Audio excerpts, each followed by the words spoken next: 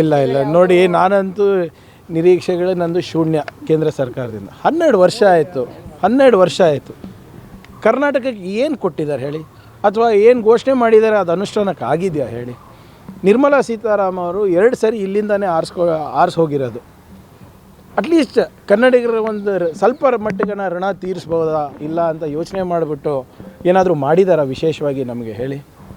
ಈಗ ನಾವು ಯಾವ ಸ್ಥಿತಿಗೆ ಬಂದುಬಿಟ್ಟಿದ್ದೀವಿ ಅಂದರೆ ಕರ್ನಾಟಕದವ್ರು ನಾವು ಅವ್ರದ್ದೇನು ಸಾಲವನ್ನು ನಾವು ಕೊಟ್ಟಿದ್ದೀವಿ ಅದು ತೀರಿಸಿದ್ರೆ ಸಾಕಾಗಿದೆ ನಮಗೆ. ನಮ್ಮ GST ಪಾಲು ಬಂದರೆ ಸಾಕಾಗಿದೆ ನಮಗೆ. ನಾವೇನು JJMನಲ್ಲಿ 15,000 ಕೋಟಿ ರೂಪಾಯಿ ಹಣ ಕೊಟ್ಟಿದ್ದೀವಿ, ಅದು ಬಂದರೆ ಸಾಕಾಗಿದೆ. 2,500 ಕೋಟಿ ರೂಪಾಯಿ ಏನು 15th ಫೈನಾನ್ಸ್ ನಮ್ಮ ಪಂಚಾಯತದ್ದು ಬಂದರೆ ಸಾಕಾಗಿದೆ.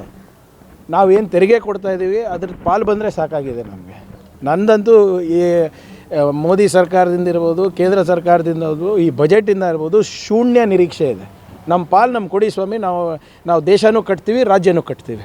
ಇಲ್ಲ ಇಲ್ಲ ನೋಡಿ, ನಾನಂತೂ ನಿರೀಕ್ಷೆಗಳು ನಂದು ಶೂನ್ಯ. ಕೇಂದ್ರ ಸರ್ಕಾರದಿಂದ 12 ವರ್ಷ ಆಯಿತು. ಕರ್ನಾಟಕಕ್ಕೆ ಏನು ಕೊಟ್ಟಿದ್ದಾರೆ ಹೇಳಿ, ಅಥವಾ ಏನು ಘೋಷಣೆ ಮಾಡಿದ್ದಾರೆ ಅದು ಅನುಷ್ಠಾನಕ್ಕೆ ಆಗಿದೆಯಾ ಹೇಳಿ. ನಿರ್ಮಲಾ ಸೀತಾರಾಮನ್ ಅವರು 2 ಸರಿ ಇಲ್ಲಿಂದನೇ ಹೋಗಿರೋದು. ಅಟ್ಲೀಸ್ಟ್ ಕನ್ನಡಿಗರ ಒಂದು ಸ್ವಲ್ಪ ಮಟ್ಟಿಗೆ ಋಣ ತೀರಿಸ್ಬೋದಾ ಇಲ್ಲ ಅಂತ ಯೋಚನೆ ಮಾಡಿಬಿಟ್ಟು ಏನಾದರೂ ಮಾಡಿದಾರ ವಿಶೇಷವಾಗಿ ನಮಗೆ ಹೇಳಿ. ಈಗ ನಾವು ಯಾವ ಸ್ಥಿತಿಗೆ ಬಂದುಬಿಟ್ಟಿದ್ದೀವಿ ಅಂದರೆ ಕರ್ನಾಟಕದವ್ರು ನಾವು ಅವ್ರದ್ದೇನು ಸಾಲವನ್ನು ನಾವು ಕೊಟ್ಟಿದ್ದೀವಿ ಅದು ತೀರಿಸಿದ್ರೆ ಸಾಕಾಗಿದೆ ನಮಗೆ. ನಮ್ಮ GST ಪಾಲು ಬಂದರೆ ಸಾಕಾಗಿದೆ ನಮಗೆ. ನಾವೇನು JJMನಲ್ಲಿ 15,000 ಕೋಟಿ ರೂಪಾಯಿ ಹಣ ಕೊಟ್ಟಿದ್ದೀವಿ, ಅದು ಬಂದರೆ ಸಾಕಾಗಿದೆ. 2,500 ಕೋಟಿ ರೂಪಾಯಿ ಏನು 15th ಫೈನಾನ್ಸ್ ನಮ್ಮ ಪಂಚಾಯತದ್ದು ಬಂದರೆ ಸಾಕಾಗಿದೆ. ನಾವೇನು ತೆರಿಗೆ ಕೊಡ್ತಾಯಿದ್ದೀವಿ ಅದ್ರ ಪಾಲು ಬಂದರೆ ಸಾಕಾಗಿದೆ ನಮಗೆ. ನಂದಂತೂ ಈ ಮೋದಿ ಸರ್ಕಾರದಿಂದ ಇರ್ಬೋದು, ಕೇಂದ್ರ ಸರ್ಕಾರದಿಂದ ಇರ್ಬೋದು, ಈ ಬಜೆಟಿಂದ ಇರ್ಬೋದು ಶೂನ್ಯ ನಿರೀಕ್ಷೆ ಇದೆ.